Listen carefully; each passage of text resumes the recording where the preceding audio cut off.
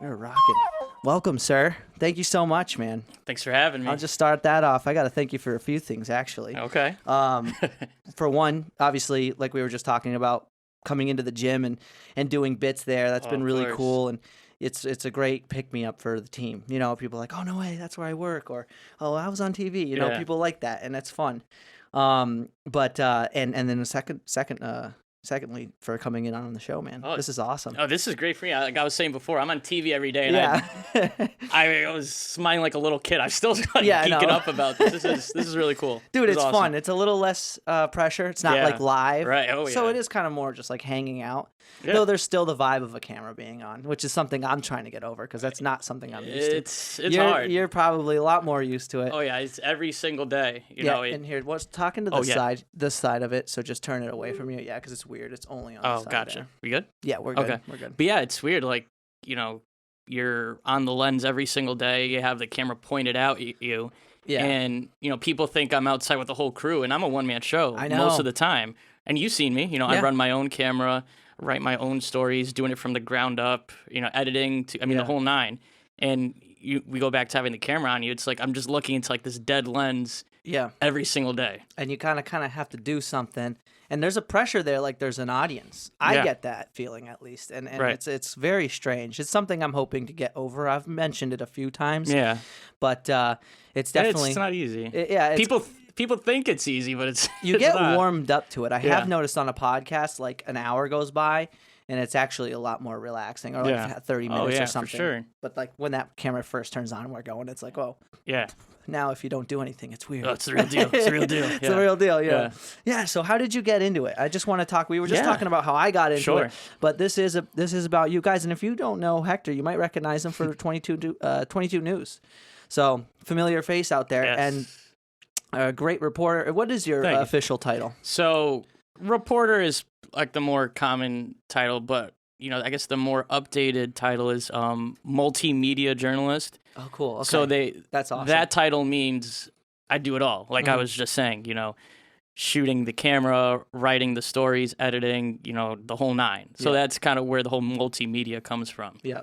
And so how I got into it was I grew up loving sports. I grew up playing sports. Yeah. And I always figured, you know, everyone's dream, my dream at least, was to be a professional athlete. Everybody has that. It's good to have that. I think I know exactly what you're talking about. Sort of a shoot for the moon mentality, especially when you're younger. It's like, why not? You know, and you think you could do it all. And you can. I mean, you can do anything you want, but you know, there comes an age where you got to be a little realistic with yourself, and being 5'6", 135 pounds, soaking wet. My chances of being an athlete were pretty slim. Yeah, you might want to stick to like tennis or something. And of course, the sport I didn't play. I played a ton of sports, but that was one of the few I didn't. It's funny you say that because I'm in the same boat.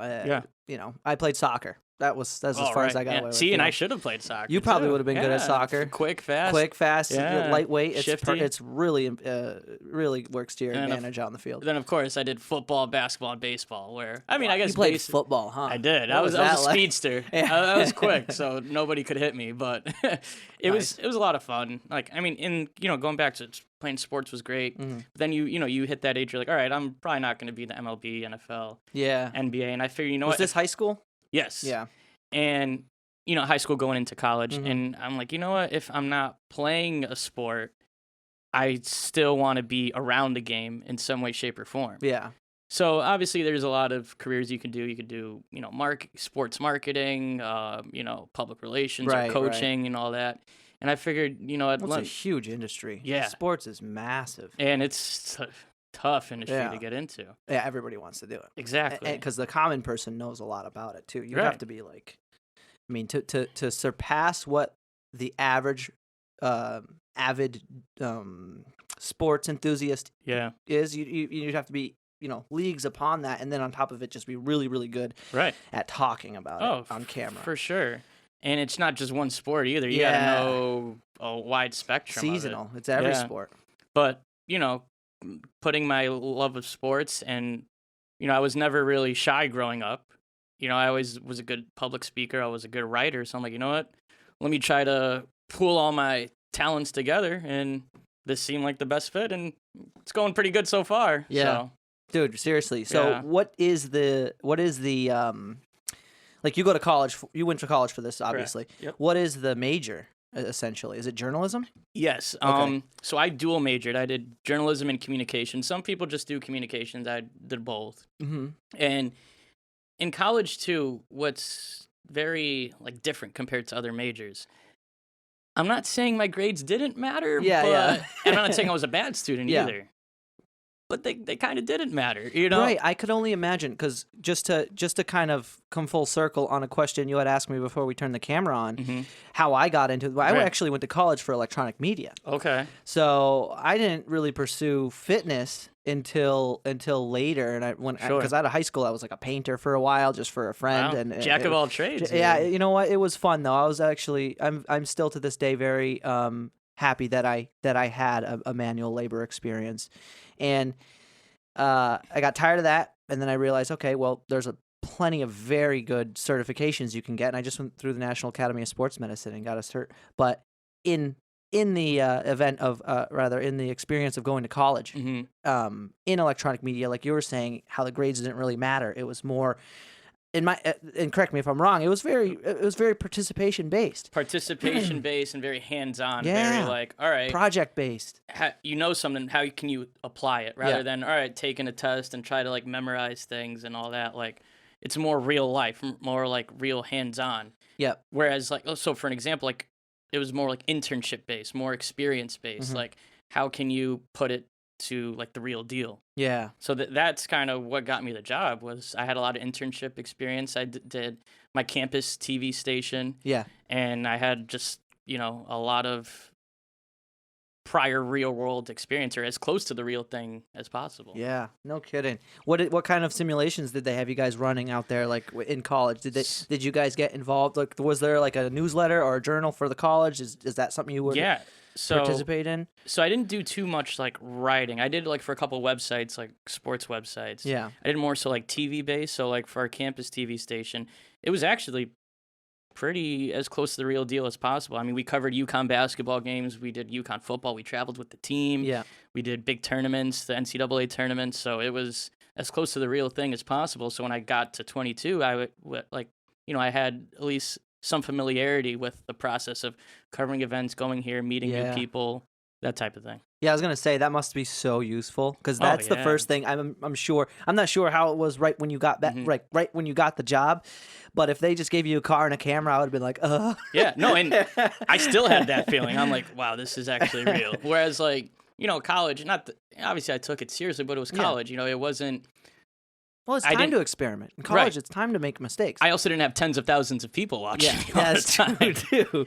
Yeah, and that's one thing I would want to point out too is, especially with this job, it's different when you're starting out because everyone is seeing you learn. Yeah. I mean, think of it, your first day at any job. You're not the best. You're nervous. You're like, oh man, you're probably messing up. You're making mistakes. You're gonna make mistakes at whatever. It's at anything that's new to you. Yeah. It's foreign. It's your first time doing something. I know, dude. It's like, when you mess up at any job, it's like you know you messed up. Your coworkers know you messed up. Maybe your boss will find out, depending the severity of the mistake. Yeah. When I mess up, tens of thousands of people see me mess up. Yeah. But you got to accept that. You got to look at them choke. Yeah, exactly. You got to know that's just going to happen. Dude, stage fright is at an all-time high, I'm sure there. That's something good to get over, though, and I'm sure it's a great learning experience, because every time you're doing something, it's kind of new, and I think that's very healthy. It's really healthy to submit yourself to situations where you're extremely uncomfortable. Right. You know what I mean? Because that helps you not only, know how to act under pressure, but it also gives I think it's just healthy for the brain if we were to get into that. You know what I mean? Like it really does.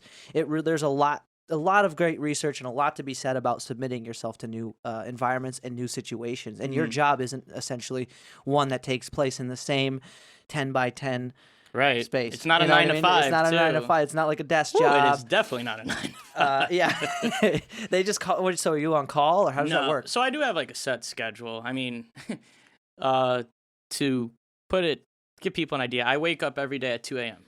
No way. Stop it. That's when the alarm goes off. No fucking way. So this is like 5 p.m. for you. Oh, I am. What time do you go to bed, man? I try to get in bed before 8 o'clock.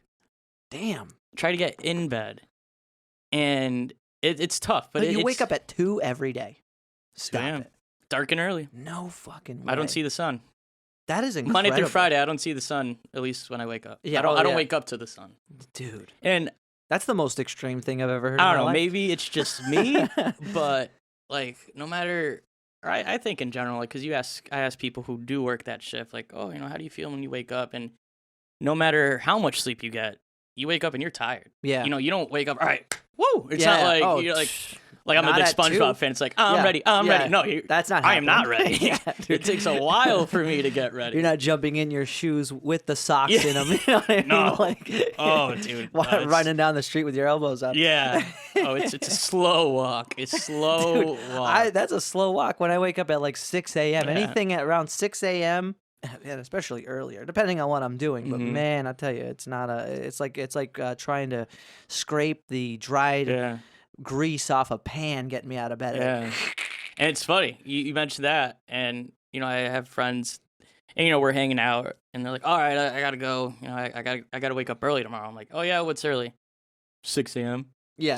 Dude, that's sleeping in. Get out of here. That's sleeping in 6 a.m. I wish I could wake up at 6 a.m. Do you have like days off at least? Yeah, I have Monday through Friday schedule, which is good. Okay. Yeah, that's good. That's good. But damn though, too. Yeah, certain weekends though, because I'm like I do news and sports. So like tomorrow I'll be at the Patriots game. Oh, no kidding. Yeah. So nice. Certain weekends I do work, nice. but it's kind of just like special circumstances. Yeah. So why do they have you waking up at 2? Why is that? Exactly. Are you like right on? Are you doing a story? So I'm the morning show.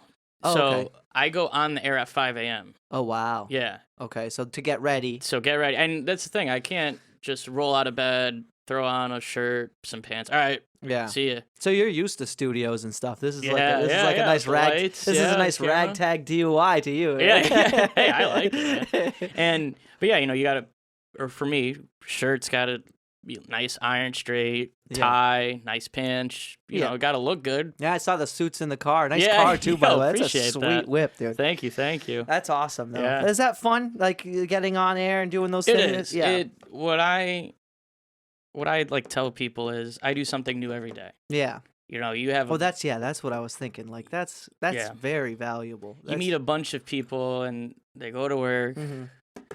Dude, punch in, punch out. Same thing on a keyboard every day. For real. It's a real. I think there's nothing worse than not liking what you do. Dude, right. And you can make a ton of money. Yeah. Have a really good job, and if you don't like it, you're what's the point? You're miserable. What's the point of the money? Right. Sometimes what's the point of the money, especially considering that the job itself impedes on your time, and then you have no time to even spend the money or enjoy yourself. So then really, what's the point? You got to spend at least 40 hours a week doing something. Why not make it something you love? Right. And I think that variability that you're talking about makes that experience super, super interesting. Because, I mean, even my job, as variable as it is, being a strength and conditioning coach, it's like sometimes you can still get caught in like a loop of doing the same things, even in that instance. You know what I mean? I'm lucky I'm not sitting in front of a computer. As I tell people all the time, the best thing about my job is that I'm not sitting or standing. And that's something I really appreciate. Always moving. I'm always moving too, but not as much as you though. I mean, believe it or not, it's so much less exhausting if you're always moving. If you're sitting down in the same place for hours at a time or standing for hours at a time, that's exhausting, man. Yeah. That's like when we have slow news days. It's like, man, you're looking at the clock. It's like, man, this day's moving so slow. Whereas like if it's a busy like breaking news day, it's stressful. Yeah. But it kind of lights a fire under your butt. It makes you step up. You know what I mean? Not that I don't like give it all my all every day, but I mean, you could probably relate to that too. There's good and bad days. There always is. Yeah. There always is. And the day goes by like that. Sometimes it really does, especially if you're busy. On a busy day. That's what I'm saying. On busy days, it goes. Actually, I can completely relate to that because that's the same thing that happens to us. If we have a lot of gaps throughout the day, it could seem like 10 hours. 6 hours, 4 hours can seem like 10 hours. And if you're busy the whole day, 8-hour day can feel like a couple hours because it's like a zip right through and then, oh shit, I'm done. Okay. Yeah. It feels good. What kind of stories they have you covering now these days? I mean, is it things changed a lot? I'm sure. Yeah. Did you have to stop working at all because of the pandemic? Or no, my life didn't change much at all. Thank God, Yeah. there's a lot of people that are still without a job. Yeah. And their life Even changed. slow, even for us. I mean, it's taking a while. People are very apprehensive especially still to gyms. leave the house. Yeah. yeah. Gyms don't get the best, rep these days. Right. And that's one thing, too. I think I was talking about with somebody. I do wish there was more emphasis on how important it is to be healthy. And I'm not going to say, okay, go to the gym. That's not what I'm saying. What I'm saying is that there is a lot I think people can do to at least be healthier for themselves in the event that they do get sick, that those symptoms aren't, of any symptoms. We don't even have to talk about the current state of events, but in general, you don't see a lot of, besides actually 22 did a good job of frequently covering health facts and tips and stuff. Thank you. Yeah, like that I do really appreciate. We try to keep people up to date as much as possible. Even last year, you did a bit on hydration. That's I mean, right. something as simple as that. I can't tell you how many people I know who are are dehydrated, and they, you know what I mean? They'll brush it off. It is like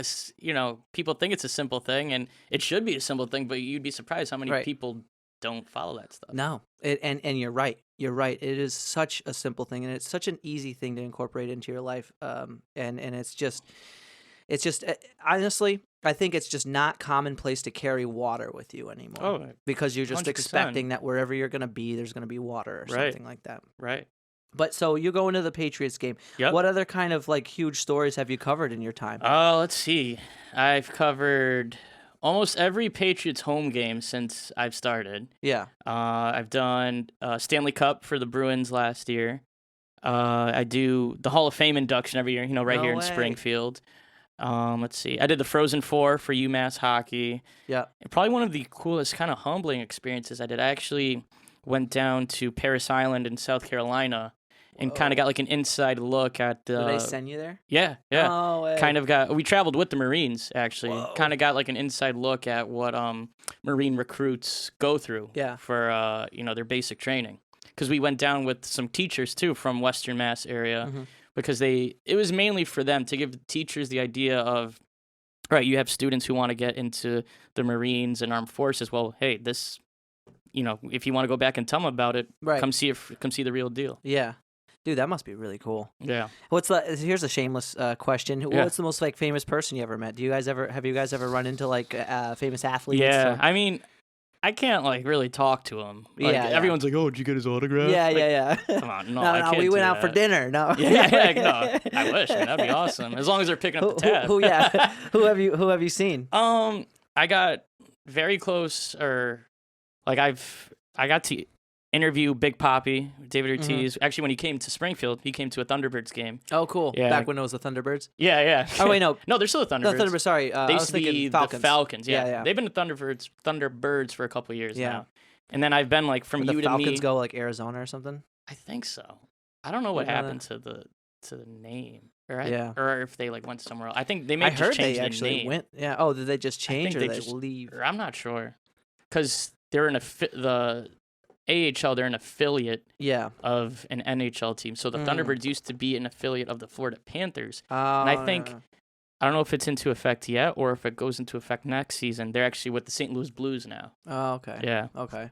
But yeah, I've been from me to you to Tom Brady. I mean, that was... No way. I think that might be the most famous for sports, and then for a more news realm of people and things. See, I'm not a big sports person, but what do you think of him changing teams and stuff? You think that's going to be a big destruction of the Patriots' legacy? I mean, I don't follow it too much, but I figured I'd ask if you're a fan. I know Plouffe follows them pretty well. I know, he's got his Celtics shirt on. Yeah, I know. That was a big win last night. Game 7, man. Yeah. Shout out to Justin Plouffe, by the way, man in the Google today.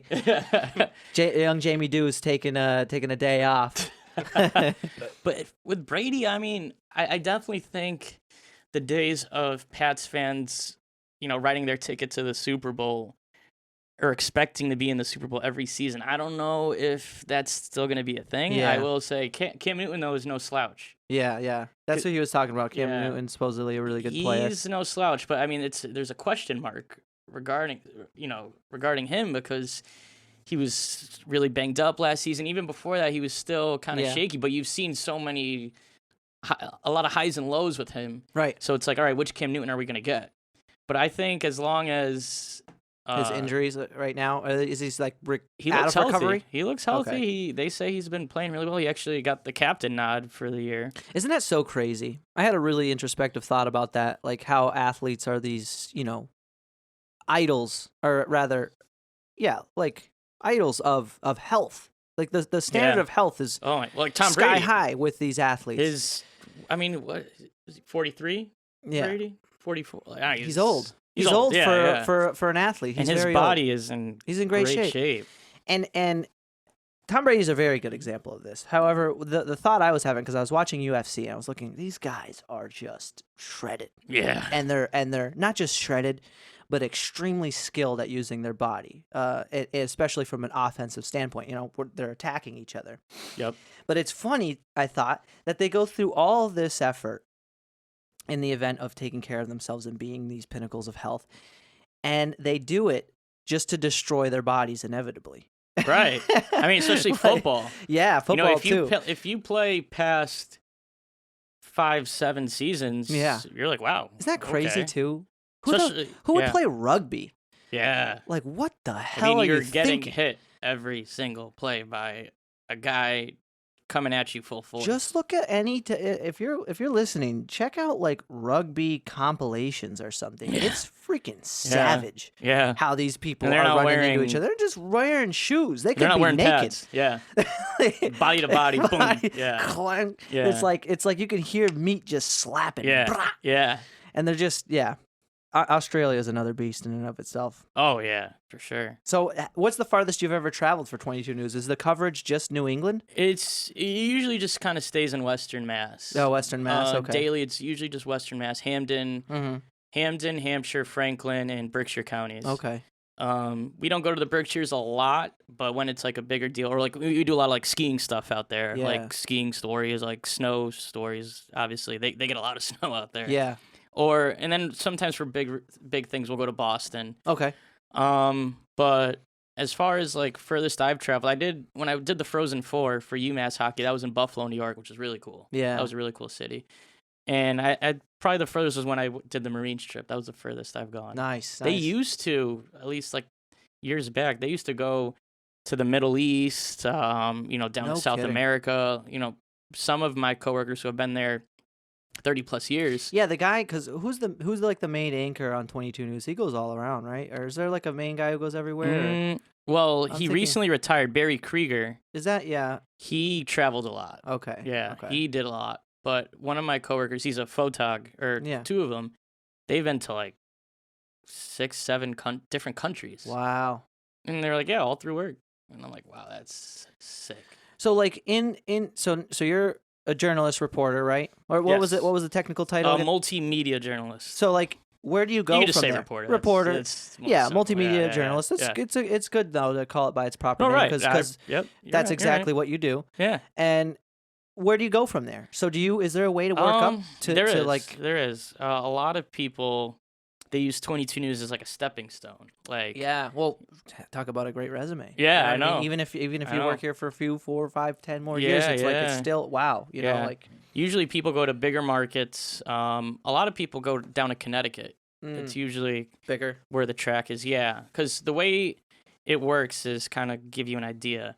So it goes by market sizes. You hear a lot about like TV markets. So you don't need more education to go higher, or is it more experience-based? Not necessarily. No, usually it's experience-based. If if I wanted to be a reporter on Wall Street, like CNBC, then like a business degree would help me, or like an MBA.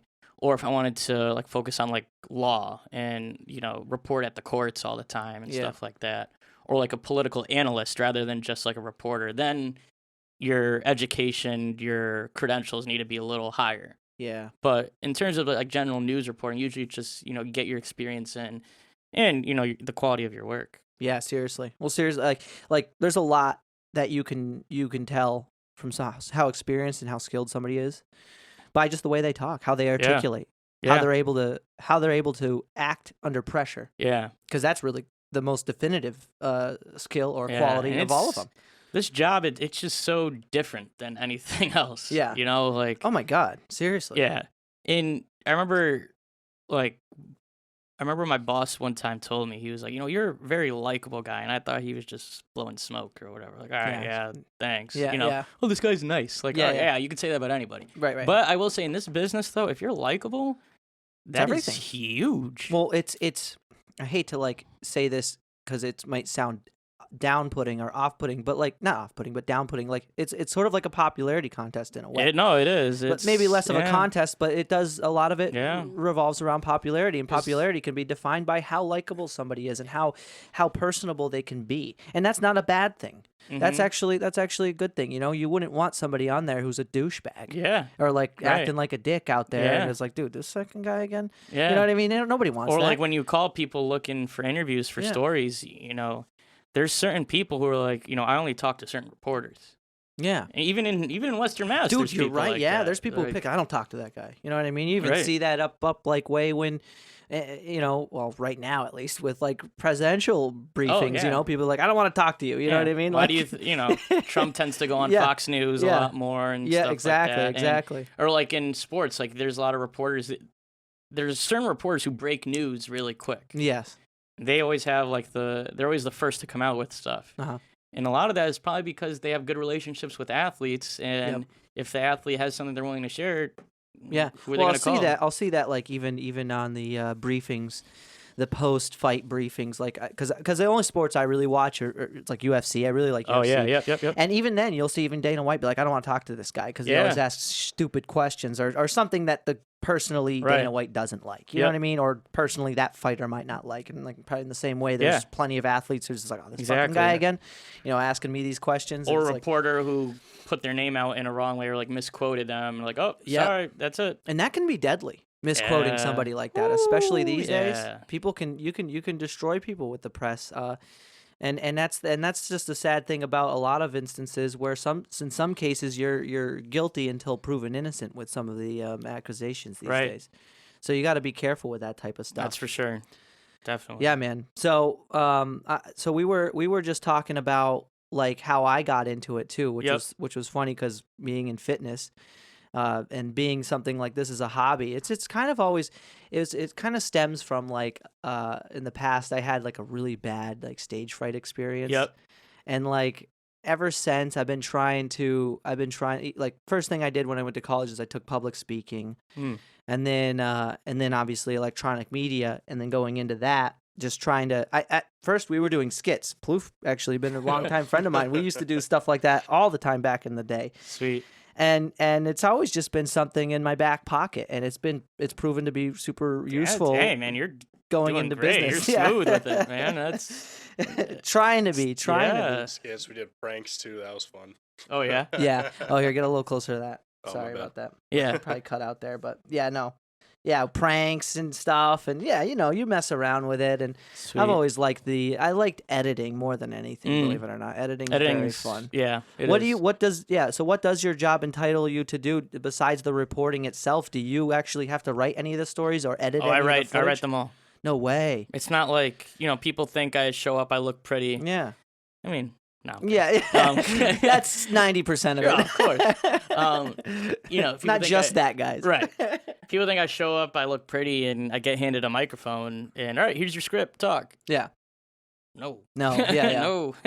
Like I said, I do it from the ground up. Right. A lot of the time it's me by myself. Put like right here we have the camera on the tripod. Yeah. And then you see like the viewfinder, I flip it. Yep. And then that's yeah. I should have flip the viewfinder. Is that thing blinking red, by the way? My dumbass would probably forget to turn the camera on. Oh yeah. Yeah. Hey, that happens. It's happened, dude. Oh, it's happened. That's like my anxiety when I'm up here, and I don't know why. Sometimes I don't flip that thing around. Yeah. I'll get obsessed with looking at it a lot. I've noticed that, and you learn a lot about yourself. Oh, yeah. Especially when you see yourself on camera, and that's one thing. It's one of the hardest things to get used to, like watching your voice. Yourself. The stupid questions. Sometimes I don't listen enough. I realize that when somebody's talking, and then I kind of derail, so I don't know what to say. Especially in this type of business, one of my coworkers told me this one time. As much as we talk and everything, it's way more important to listen. Yes. Because you're never going to learn anything by the sound of your own voice. Not only that, but listening in and of itself builds the ground in which you stand on to make a point. Mm-hmm. If you don't listen, you don't know what the hell to freaking say. Yeah, and then you're left, up shit creek again. You're like, what the fuck are you talking about? And especially if you're asking questions, you know, obviously, like when I go into interviews, you have some questions, prepare some, but say it like some people, they're so like stuck to their agenda. Yeah. And I could ask you a question, and you say something incredible that I could have a good follow up, and it's like, okay, next question. Now you don't know what to do. Yeah. I just. That gave me a great opportunity to give a follow-up question. Here I am stuck to my, Yeah. That's why it's so important to listen. Right. That way it's like, oh, wow, okay. Be a little more off script. Yeah. Have a script, but be able to be off of it. Yeah. And like, oh, wait, here's the real story right here. Right. Exactly. I like the stories you cover too. Yeah. Like going back to. It's different. Going back to making points about health. Mm-hmm. Because in these bigger, what do you call them? News networks. You don't see that a lot. No. And I think there's a lot more importance. And back to even just the things that I personally appreciate about 22 News is they just cover the story and they tell you what's happening. And I think that's lost in some of the larger networks where it becomes more politicized or more... It's more opinion-based. Opinion-based. And that's a really great way to put it because it's like they're no longer just telling you a story. They're telling you how to think or feel about a story. And obviously, we all know how much controversy that causes. It's pretty much what has created the state of the world today. It's just this perpetual thing going on. Then it's like you have all these like third-party news organizations or these fake websites. Like you go on Facebook, you see like celebrity died, blah blah blah blah, and or like something happened, and you look at it and like this person's still alive. Like what the heck? Like always you read through it. They'll say something, and then you read through it, and then it's like the first 2 sentences, and the rest of it's nothing to do with this doesn't seem right. Yeah, they'll try to hook you. They'll try to hook you with the headline, right? And then they just start talking about something else. What the hell is this? And it's like it turns out not to be true at all. Yeah. Don't go off of memes and don't go off of every news or article. Yeah, you can't. Don't believe everything you see. Yeah, get like 3 sources before you can really confirm. 3 or 4. You know what I mean? Multiple. We'll just say multiple sources. Too often do we like you'll hear somebody regurgitate a piece of information they got from like a meme or one article. Yep. You know what I mean? Check a couple different websites. Do your research before you send that tweet or make that Facebook status. Not enough research going on. A lot of just polarity being shot out of the abyss and then people just following up with that. And that's goes back to how polarizing some of the major news networks can be is you'll see people regurgitating what these major news networks had been talking about, and then that causes more people to start disagreeing. And I fundamentally believe, man, I really believe that people have more in common than they don't. And if we're just basing each other off of our opinions, it's just really easy to not make friends. You know what I mean? And that's just the worst thing that you see going on. You have to have an open mind. You got to have an open mind. You got to have at least the time to talk to these people. And obviously Facebook's not the place to do it, man. No. People spend way too much time and energy there. Oh yeah. And yeah, I just wish more networks were as open in a sense as like 22 or even the stuff you're doing. Are you the only reporter? I mean, I know there's a couple others, or how does that work? We have like a team of reporters. We got about I think like 8-9 reporters. And you're all held to your own journalism and stuff, to write the stories and follow up. Obviously, when we finish a story, we get it like looked at by like our producers or other coworkers. We always say second set of eyes. Yeah. And that's true. I mean, with anything you do, you double check it, make sure everything is right. You're not like you were saying earlier, misquoting somebody, saying anything that's not true. All your numbers, your information, your facts are right. Because once it's out there, it's out there. Right. And that's the scary thing about journalism. I think a good friend of mine, one of our coaches at New England Functional Fitness was mentioning like there's a lot of aspects of journalism that are dying because there's a lot of journalists who will make a story based off of a headline from a major thing because that's going to obviously be a bigger point. People will more this clicks. Is what they're talking, more clicks, more views, more and inevitably, obviously, I understand the importance of that too, because I'll even make, for those of you who have been following along to the clips of this podcast, I'll make a clip with a edgy headline, you know what I mean? Or not like name, just so people can look into it. It'll be obviously pertaining to what is in the conversation, but I like to make it something that might bring people in, so I understand that. Yep. But when you then take the headline and then reiterate the same points, it's sometimes that the aspect of being creative with your journalism seems to fade away. And it's true though. You do need to have like a punchy headline, like something, the attention grabber. Like we call it, like that's when you a send skill a in tweet. and of itself. Yeah, like when you send a tweet or something, when you try to like tease your story, we call it thumb stoppers. Yeah. When you're scrolling, how many times do you just oh, what's this? You got to stop like, oh, let me, and then you click it, you want to find out more. Yeah. So you want to get that person to do that. Yeah. And then that's what essentially helps you get your story out, because if it's something bland and boring, of course no one's going to click on it. Oh, of course. And if, the retweets, the reshares, that's how you get more eyeballs. Yeah. So what's your plans from here? I mean, do you have any goals that you've been working on? Definitely want to do sports like full time. Nice. That's kind of like the dream. Obviously, like ESPN would be a sick job. Yeah, dude.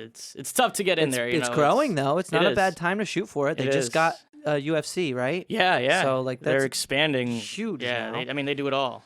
And so that would be sick. Anything I can do sports every day would be awesome. Right. How long you've been doing this?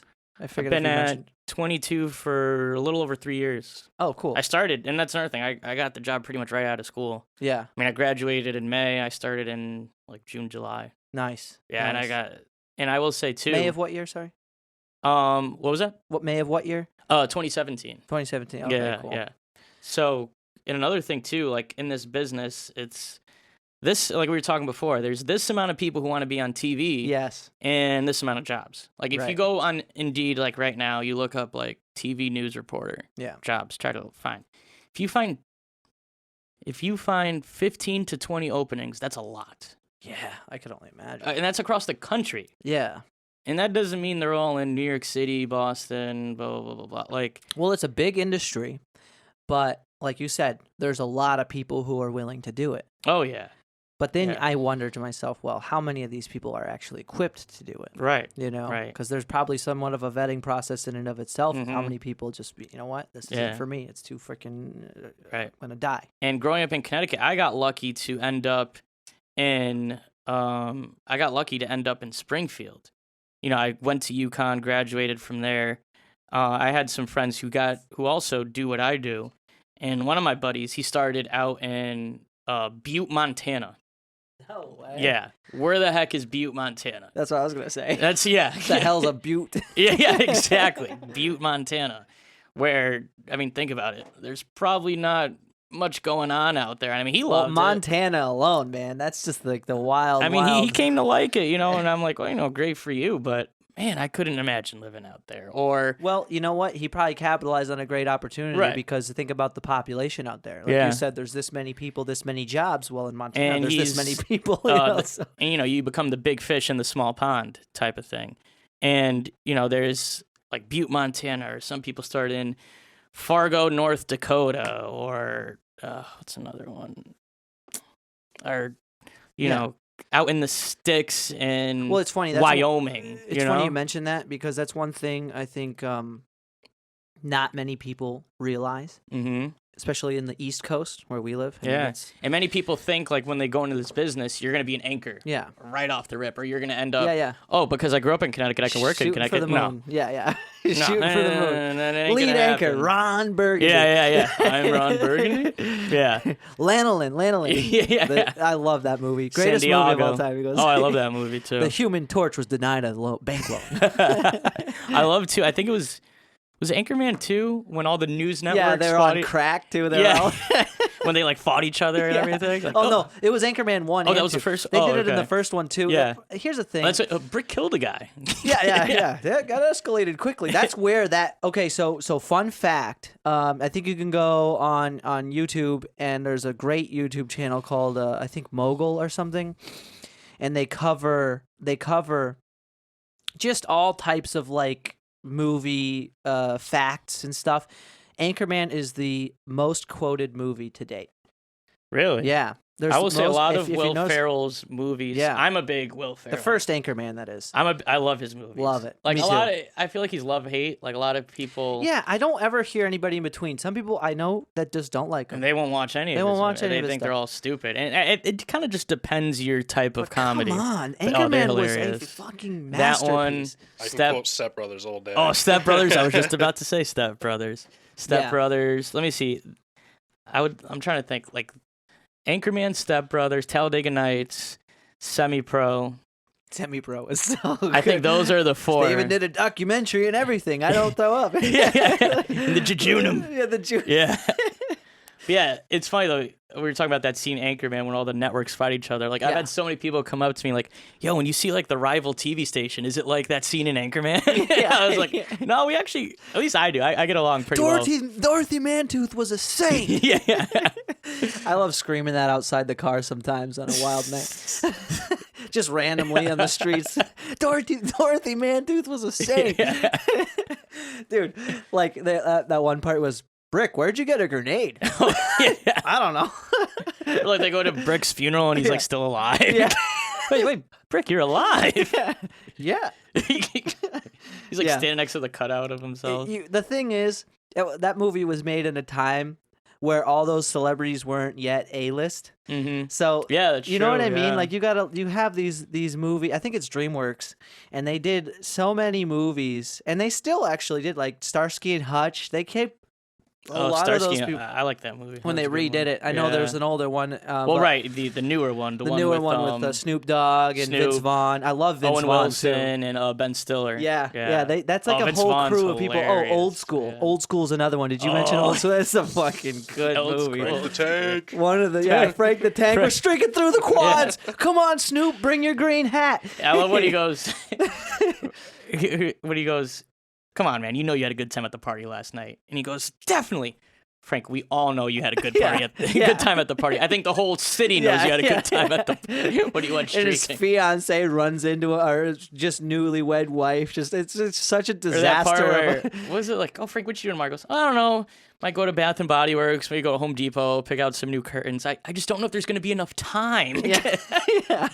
Right before he does the funnel. Oh, it feels so good. When it hits your lips. When it hits your lips. He goes, just one, fine. Yeah, man, that was a great movie. But it's funny, though, going back to, I think it was Anchorman 2. Yeah. Which, they actually, you know, being someone in the news media, obviously it's a comedy, it's a parody, all that. Right. But they did at least to me, they did a pretty decent job trying to portray, like, the aspects of, like, the TV news industry. Right. Like, for example, when they did that, like, global news network thing, GNN. Yeah. And they're like, a 24-hour news network, who's going to watch that? Yeah. That's CNN. Exactly. Does Fox do that too? 24 hours? No. They might. I don't know. I never noticed the details I'm not sure. in that sense. I think so, maybe. Yeah. But and then another thing too, like the white Bronco thing. That was like a parody of the OJ.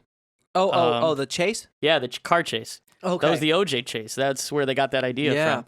And that it was a white Bronco. It was the first reported car chase, and that was okay. Like, and they're like, who would cover a car chase? I know. And that's probably what stemmed all the this is the excitement. You know, they're trying to constantly bottle that excitement. And what was it? I think it was like 1984. So that's almost probably more than 30 years ago. That's how people were watching it. They were glued to the television. Like, you know, and you know, talking about like big events. Nowadays, you know, you get everything on your phone. Yeah. But back then, it's changed so much. If something big happened, like, you know, yesterday was 9/11. Yeah. You know, and when that happened, everybody's eyes were glued to the television. Yeah, I remember that day. I was a kid. I wasn't glued to the TV, but nobody who's, I don't know, 9 years old would have been. But I do remember very well that day. All the adults. Everybody remembers where they were. Yeah, I know exactly where I was. Yeah. I was playing, and then I was actually near because I lived in a place that we didn't have like TVs and stuff. There was like there's a building where there was TVs because I lived on like a commune type thing when I was a kid. Okay, it was really, really interesting. Huh. Though I do remember I was near the building they had TVs in, and all the adults were like gathered around, and I was like, oh, you know, another thing. And I remember just going on about my day, but I could not imagine such a thing happening now being an adult, because, I mean, just, you know, you can really gauge how much of a response people sort of emit when they see something on the television. And back then, like you were saying, it's bottlenecked. So everything you were getting was from the TV. Before that, it was the radio. You know? Sometimes radio. it still is the radio. Sometimes when you're driving, especially. I know teachers who told me the story of where they were when Challenger exploded. Yeah, that's, you know, like they pulled over. They couldn't freaking believe it because it was a national. It was a thing that the country. I saw had to someone post, and obviously, you know, they're old enough where they were around for all that. They were like, I remember there's only 3 different events where I remember where I was. It was JFK, the Challenger, and 9/11. And wait, what's that? The JFK assassination. You knew where you were? No, not me. I'm saying somebody else posted it. No, I wasn't around. I was like, whoa. No. But that's what they posted. They said, look good for your age, man. Yeah, right. Thank you. You know, I try to keep the beard dude, intact. that would be honestly. I think that's the Challenger is one thing because I'm not gonna say that that's not something, but you know, as significant. But I do think that I should say it's not less significant, but the JFK assassination or the Twin Towers might be more. Well, 9/11 changed the world. Yeah, like that was a. I mean, that's pretty much where the stocks were being. I mean, that was a big event. Yeah, that changed the world, and just the fact that it was attacks on U.S. soil. That was the first time since Pearl Harbor. Dude, you know? Seriously. And I saying where I was. I remember I just got back from gym class. I was in 1st grade. Yeah. And, you know, came back, and that's when, remember when you were in school and the TVs on the rolly, on like the rolly carts thing?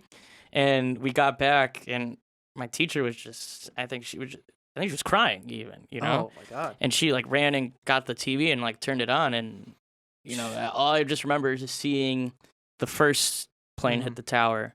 And I just thought, like, what the heck is this? And there's like peak moments of that. And it's something you almost miss in a sense because even in such a disaster, it brought people together. Yeah. And that's not really what we have the luxury of these days with at least the current disasters. The current disasters have seemed to separate people more than ever. Yeah, and that's when I was covering, like, there was a big ceremony in Springfield yesterday. That's what a lot of the people were saying, you know. They don't want to, obviously, nobody wants another September 11th. But, no. September 12th, the weeks, months Today. after. Happy September 12th. Yeah, right? And, like, the patriotism, you know, how proud everybody was of, you know, our first responders and just, you know, that American pride was. Support. I know, isn't it weird how it's so taboo to be a patriot now? Yeah. Like it's almost a side to be patriotic. And then I don't really like, and I've never been somebody who's been super patriotic. I'm just noticing that. Yeah. Because for me, I'm very I like to think about the, like, you know, I'm a space cadet. My head's always my head's in going the clouds. in different directions. My head's in the clouds, you know. But I'm somebody who is, well, I'm a human before I am a race or a specific you know, orientation. Because a lot of people might separate themselves in these subcategories of humans. You know, being, you know, we all Chinese wake up in the morning African and or something. Put our shoes on the same way. Right. We're all humans, and you can't really deny that. And in the same sense that I would say that I'm more of somebody who lives on a planet before I even live in a country. But I admire patriotism in the sense that it's conducive to people being more synergetic and working together. And synergy is really the key when it comes to anything functioning at a higher caliber or at a more efficient pace. Because at the end of the day, obviously, we can see how much, you know, social turmoil is going on right now and how obviously counterproductive it is. It really doesn't help anything.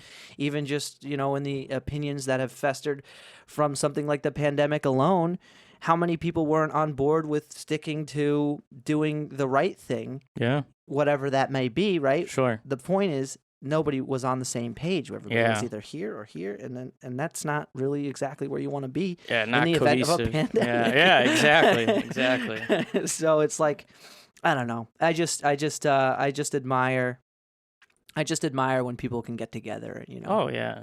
You know, be supportive of something. No matter what. Creed, color, background, where you're from, where religion. you live. Yeah, religion, no matter what. That's it, like you said, it's good to see. Yeah, it really is, man. It really is. But yeah. What are we going to do? What are we going to do, man? Yeah, seriously. You got that right. Yeah, dude. So what do you do? What are some things that you do for hobbies and stuff? You know, big sports guy. Usually just like watching like games. You must be stoked stuff. that it's back. I know. I just saw that everything came back. I can't believe how long it's been. It'd be interesting to see how football goes. Like, you know, especially football is the most watched sport. And I am interested to hear about, like, so I did previously mention I'm not a big sports fan, but to see what might happen with like Brady and Gronk being on the Buccaneers. I know. I mean, they were gods in New England. And why the hell did they do that, by the way? Do you know? So nobody really obviously knows except them. Money, obviously. Probably. A little extra scratch. Well, Maybe. Brady was getting a pay cut for a while, too, to get, like, better people on the Pats. So right. Probably did it for a little bit for the money, I would say. And a lot of people are saying he didn't have the weapons, which, I mean, he kind of doesn't have the weapons around him. And he's getting older. Yeah. Where he goes to Tampa Bay, where they got stacked receivers, and they actually just got Leonard Fournette, too. Yeah, who's a great running back. Yeah. And they're putting the pieces around him. But from what I heard, this kind of made me think and I don't know if this is true or not. Obviously, we only know if it's true if you ask Brady or Gronk directly, and they kind of like to dodge, the real reason why. From what I heard was, and you see this with the Patriots, they call it the Patriot way. So what that means is like how Belichick is. He's a great coach, but man, he really demands a lot out of you. Right. Where I heard, I think especially for Gronk, that he just got tired of this strict culture and you know what, I just want to go play ball. Yeah. And that's what I heard. I mean, maybe it could be.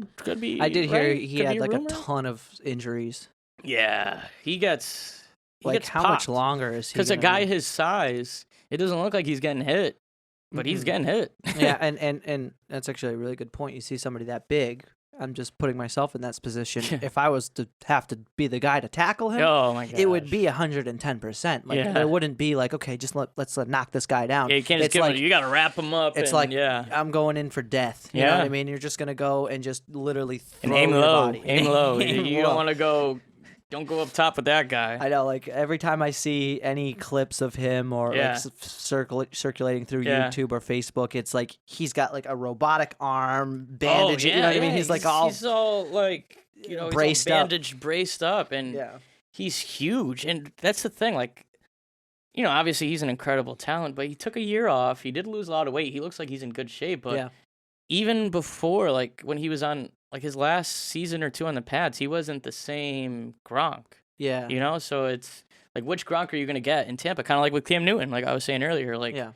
What are you going to get out of these guys? So I know. I think Gronk's going to be more of a red zone, end zone target. Hey, you know what? Just run in the end zone, make yourself big. I'll throw you the ball. They're probably going to use him for blocks a lot, too, I would imagine. Oh, yeah. Especially with he's going to be accident prone this year, I can guarantee you. Oh, yeah. And especially with him, since he has it's one little thing, and he's out. Yeah, especially since he has that chemistry with Brady. It's hey, just get open, I'll get you the Just ball. Get out there. Yeah. Well, a guy that tall, too. I mean, talk about how perfect. 6'6", It's 6'7". wild to see somebody that big and then in shape on top of it. Yeah. It's sort of like sight. LeBron in basketball. You have a man.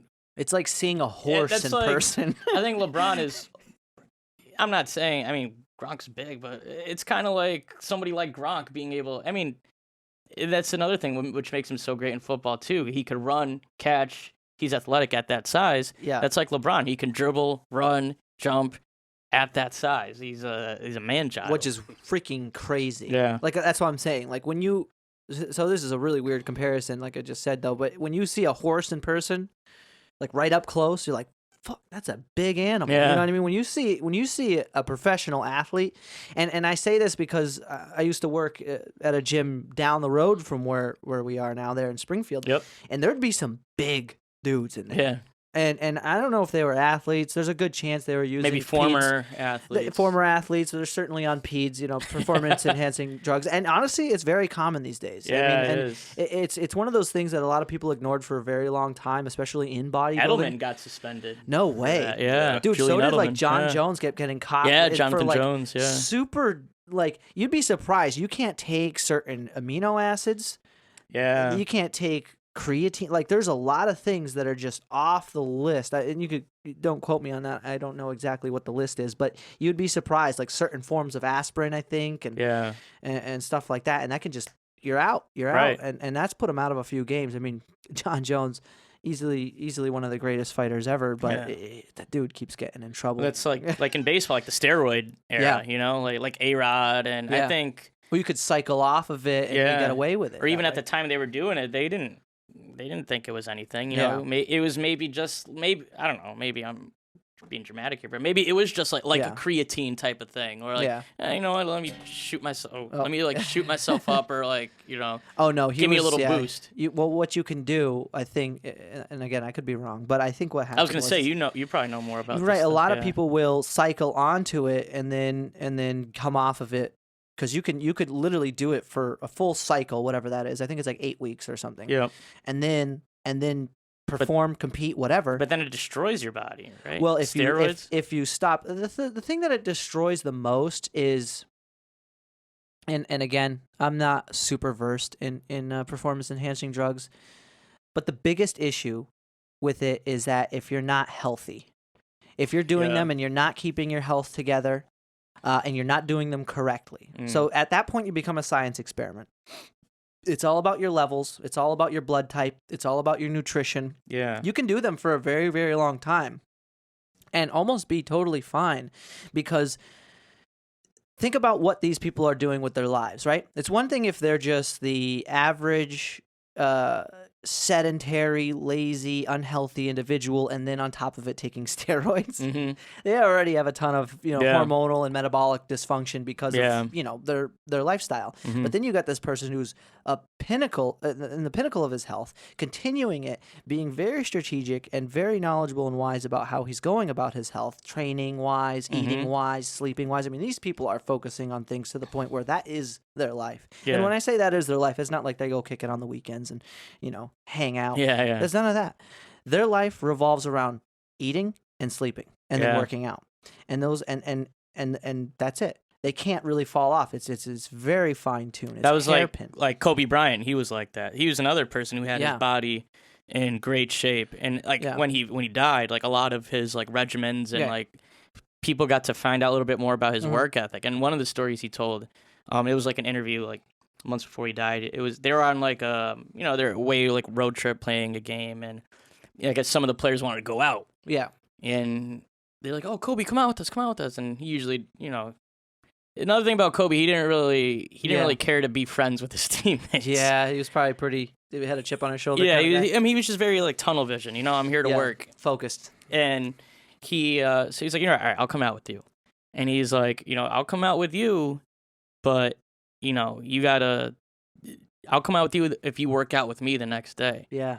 And he was like, all right. So he came out with them. They got in late or whatever. Right. It was 5 a.m.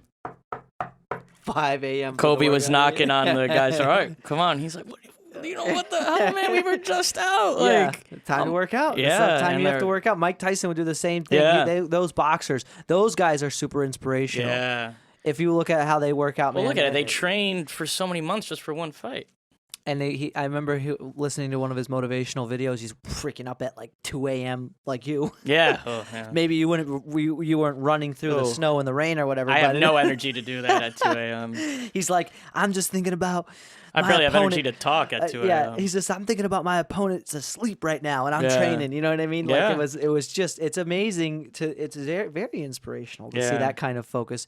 But just a quick back to the question initially, if you're on that type of regimen, I would say no. That some performance enhancing drugs are perfectly safe. Obviously, there's always downfalls. There's always going to be imbalances that you could evoke from those things. But if you're on top of it, you'll be fine. I mean, Arnold Schwarzenegger's still around, And there's some examples like Ronnie Coleman, not so good. C.T. Fletcher, he's another really big guy in the fitness industry. And I think this was more to his diet because he was eating like 5 Big Macs for dinner, like per meal. Sorry, like he was eating. I don't know. Those guys are huge. They can eat up to like 8,000 calories. Aren't some people they can get away with eating whatever they want? They almost could, but it's tough because does it always catch up to you? Yeah, because what happens is not everybody has the enzymes to digest what makes up preservatives. Okay. The enzymes what makes up certain refined sugars. Because again, we have to look at that from a biological standpoint, and from a biological standpoint, some organisms are not made to digest certain things. Right? If you swallowed a pen, you could think of the repercussions, right? That's just an extreme example. If you're putting a lot of, additives into your food, you could imagine now, and here's the miracle, and this is a great podcast by I listened to with Joe Rogan. I forget the name of the doctor. He's got a big bushy beard, but he was talking about how proactive the liver is. It's such an amazing organ. You could swallow your pen, correct, right? And your liver would essentially create an enzyme for that specific toxin in the same way it does for like alcohol or other things. Yeah. And target just that specific chemical just to break it down so you can digest it. Though there's obviously a certain limit to which, that you can exceed and over time with the effects of aging and the effects of sleeping like shit and maybe other things, maybe stress. Yep. You can start to see atrophy in those departments. But yeah, there's a lot of things, especially that are circulating in our society now, that you probably shouldn't eat. My rule of thumb is that there's no bad foods. There's bad portions. Gotcha. If you eat too much, McDonald's, for instance, you can have a McDonald's. Like, you could go out right now. That's fine. But if that's every day, every meal, and quantity wise, shit. If you're CT Fletcher having like 5 big, having 2,000 calories in a sitting, full meal, Big Mac, fries, shake or whatever, shake, like sugar, salt, and it's like after a while you start to compromise other organs like your kidneys and stuff. So that's why it's like in one instance you can get away with it. I don't agree with peds for sports at all. Because it's just too messy.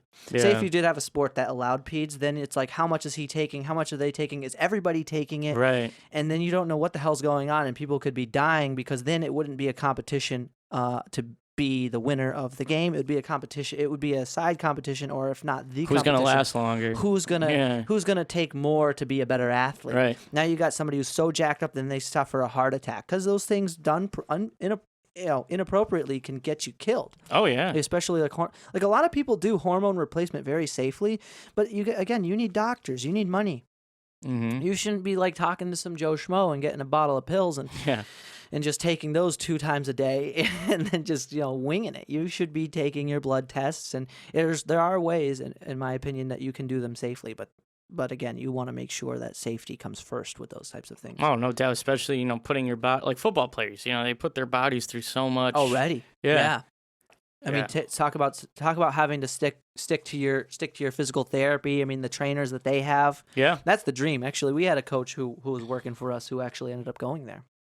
Oh, really? Going to work for a faction of the Patriots. He wasn't like he I don't think he works with the main team, but you know how like the team itself and all the other major league teams have like prelim teams and stuff where they work with athletes who might go there. I'm not sure how it works. I mean, you might know better, but is there other people who like? I think so. I mean, there's so much there's so much more than just the players and the coach. What's the vetting process? I mean, is it just the playoffs, or what's the vetting process when you're getting new athletes or?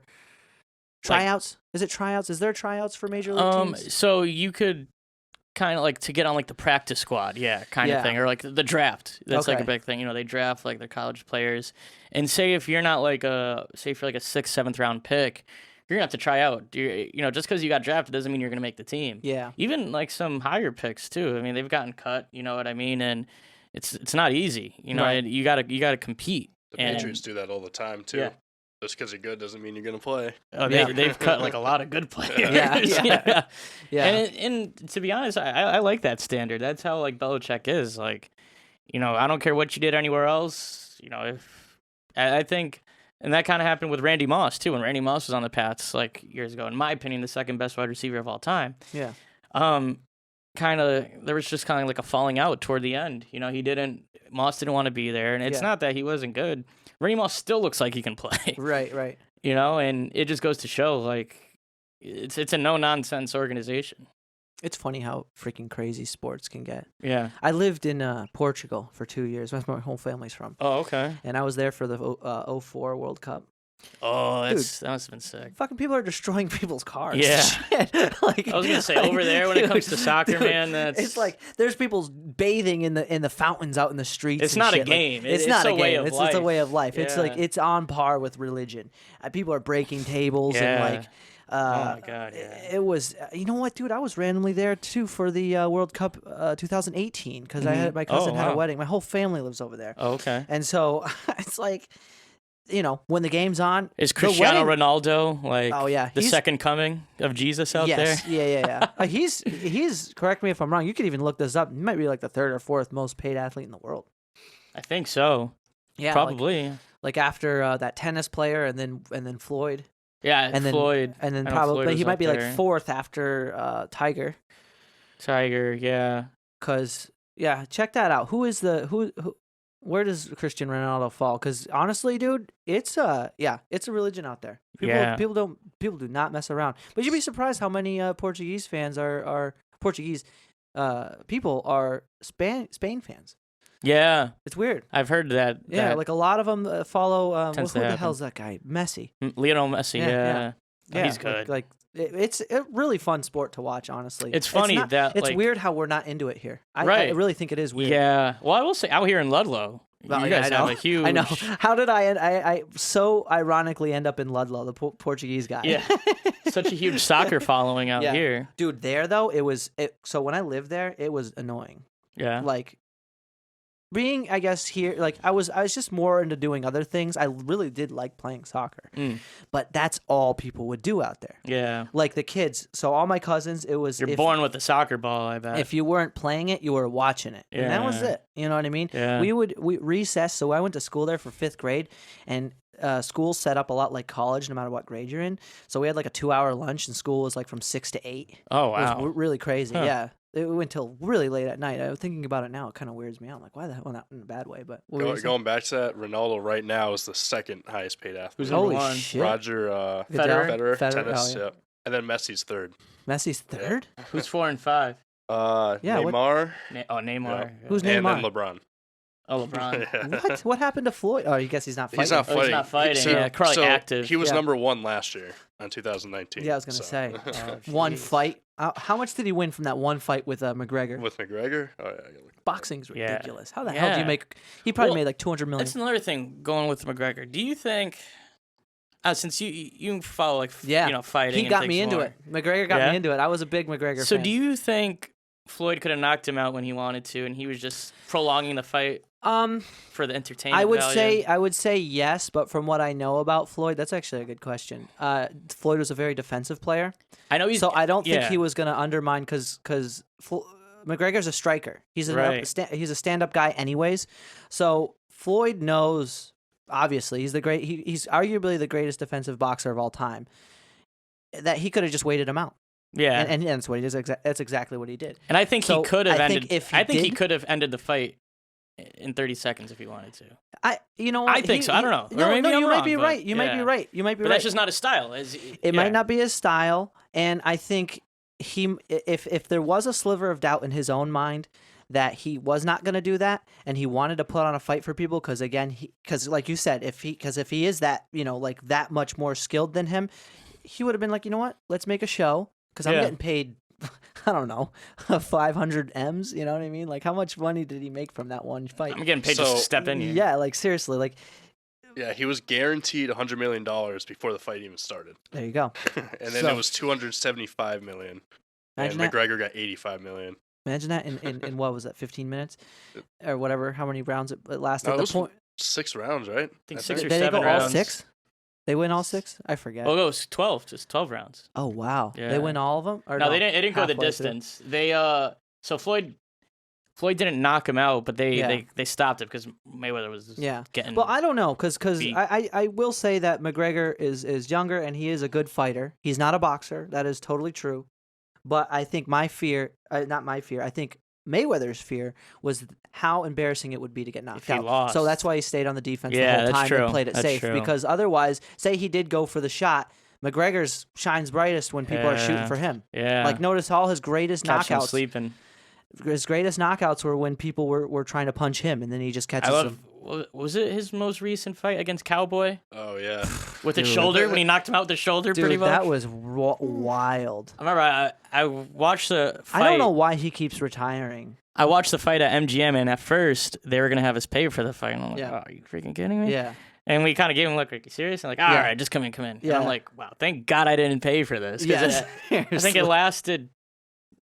Did it last 2 minutes? Or yeah, it was a short fight, dude. It was a short fight. And it wasn't 2 minutes. Just like boom, like just bopped him with Dude, his shoulder. Bam, bam, and then you just No, that was. See, that's the thing. I don't know why. And Cowboy's a good fighter, from what I hear. Cowboy too. Is a good fighter, and he's 40 good. seconds. It was 40 seconds. 40 seconds. That's what I'm saying, dude. That's nuts. That's what I'm saying. With McGregor, he's or rather with Cowboy, he's very good under pressure. And and again, I follow Joe Rogan's podcast a lot. Oh, okay, yep. And he has a fantastic story there because you wouldn't know the lives of some of these people. And Cowboy specifically is he would do, what's it called, splunking, when you do underwater cave exploring. Yeah. Is that called splunking? Go splunking or something. Dude, like it's that. I mean, screw that. Never would I ever do that. But it's essentially, you're pretty much like okay with dying. Yeah. You have to be. You're really following lines to get to where you're at. And I'm going to botch the story completely, but I'll try to tell some of it at least. But he was in some type of scuff, and when you get into a scuff, you panic. And when you panic, you kick up dust and can't see anything. So taking that into account, now you lost your cord. You don't know how to get out, and you only have so much air, and you're underground. Not just underwater, but you're underground. You know what I mean? So, and he made it out, obviously, because he's alive today. But, I mean, you can die very easily doing shit like that. Oh, my gosh, of course. Very easily. Well, I mean, they're putting their bodies on the line every time they step in that ring. So I think they're just like thrill seekers. You know what I mean? You got to be. You got to be, man. That's I the only could way not I can imagine. think of it. I could not imagine. No. How weird. Can we talk about how weird sports are right now with the whole cutouts? Oh, my gosh, in the What crowd. hell? Well, I will say the NBA they're doing a cool job of it too, which I think the NFL is going to try to adapt. Yeah. If you watch an NBA game and you look, you probably know what I'm talking about. You look like where the stands would be. They put like this electronic board where they have a bunch of people at home. I don't know how you enter. I don't even know how you like enter for this or whatever. But like while you're playing, it shows while the game's going on. It shows you. Like on Zoom, watching the game. Yeah, I saw the one you of in Shaq. the crowd. I saw the one of Shaq. Yeah, like Lil Wayne. Lil Wayne was on one of them too. Yeah. I think TikTok. that's pretty freaking cool. I will say, out of all the sports going on right now, NBA is the one that's making it more, at least as close to real. Are there people in the stands? Or no, there's no crowd. But I'm saying, like, even though there is no crowd, they're making it pretty interactive. Yeah, that's cool. And they have like the fake ambient noise and like all like the fake crowd noise. I just had a really awesome rock artist, musician in here, rather. Shout out to Dave, by the way, and that's actually his album right there. Oh, sweet. He just came out with Fire in the Mind, and nice. and we were talking. We had a good discussion about how just it's just so crazy, or rather, to notice really how important certain aspects of human life really were, and it was the just the congregation of people doing one thing like that, enjoying a show, enjoying or a game, a concert, a game. Yeah, you know what I mean. And I missed it. I like going to concerts too. I like live music. Yeah, like I was just thinking, and I wasn't an avid goer. Yeah, I wasn't. I liked going to concerts a lot, though, but it wasn't like all the time. And now I'm thinking, well, shit, when's the next time? You look at these videos, right? I don't know, freaking who's a really famous band? I'm just thinking it starts with an M. Come on. Maroon 5? I don't know. Huh? I don't know. Iron Maiden. I don't know. Anything. These crowds, you look at them now, and you're like, fuck that. Yeah. In a way. Personally, I don't know. I wouldn't be too, but again, my age and everything might deter my ability to really, because you know how you always say, well, when you're young, you're invincible. So yeah, I'm like, I don't care. But the fact of the matter is you think, well, when the hell are people going to be able to get back into a crowd like that and enjoy music like that? Because that's a very big part of human life, and we take it for granted. We don't realize how important it is to get together and enjoy something as a crowd. And like, look at it's for like baseball and basketball, like we were talking, like no fans. You think, all right, the game's being played. Like, what aspect do the fans have? And like, there's elements of the game that are probably a lot different. They even feed for the off players. the crowd too. Yeah. Like, like when you're there, man. Making free throws as well too. Like that's big. Yeah, especially in basketball too, because it's an enclosed arena, so that sound's gonna echo. Yeah, you know. And then you got the chanting. Probably for football too, when it's like third down and stuff. Like, how many people fit in those stadiums? They were saying at Arrowhead at the Chiefs-Texans game that it was 22% capacity and there was only like 33,000 people or something like that. Like, that's nuts. Yeah. Yeah. Well, I mean, those stadiums are huge though. Like, I think Gillette seats. Might want to check this one. Is it 50,000 or? That sounds about right. Yeah. I mean, Gillette it's a big stadium. At least I think it's big. I mean, I think the average is usually around like between like 40, 50,000 fans, but I don't know. And I mean, think about it, like, and it's just like empty now. 65,000. Ghost town. 65,000? Yep. Oh, man. It's a good size. And imagine, and it's going to be completely empty tomorrow. Yeah, because Arrowhead and is it Jacksonville, the only two that having fans, right? Right. Yep. Wow. That's crazy. Yeah, and it's going to be completely empty. When do you predict things will come back? What's your professional hypothesis on how things will return to? For football, at least, because it's really controlled by the owners. Yeah. And it's such like a money-driven league. It's a huge football is a huge moneymaker, and it's the most popular sport in the country. Mm-hmm. I think by like mid-season, I think maybe like within the season, you could start to see some fans trickling in. Yeah. Especially in those like down south teams, like you know, like Jacksonville. Yeah, like, they're a little bit more. They're very, football is a religion to them. Right. You know, so they're like, you know what? Let me just put whatever we can make money off of. Let's get these fans in the stands. And to be fair, too, it's tough because we're in a country that has some of the largest cities in the world. Right. Right. And at the same time, we live in a country that has some of the most least populated areas in the world. You know what I mean? Because, mm-hmm. You still have out west and down south in areas like I used to live in southern Missouri when I was a kid. Okay. That's kind of my stomping grounds. That's where I grew up. There's nobody down there. Yeah. Dude, the roads have numbers. They're called county roads. And it's just County Road 208, County Road 209. You know what I mean? Like they don't name them the roads anymore out there. Yeah.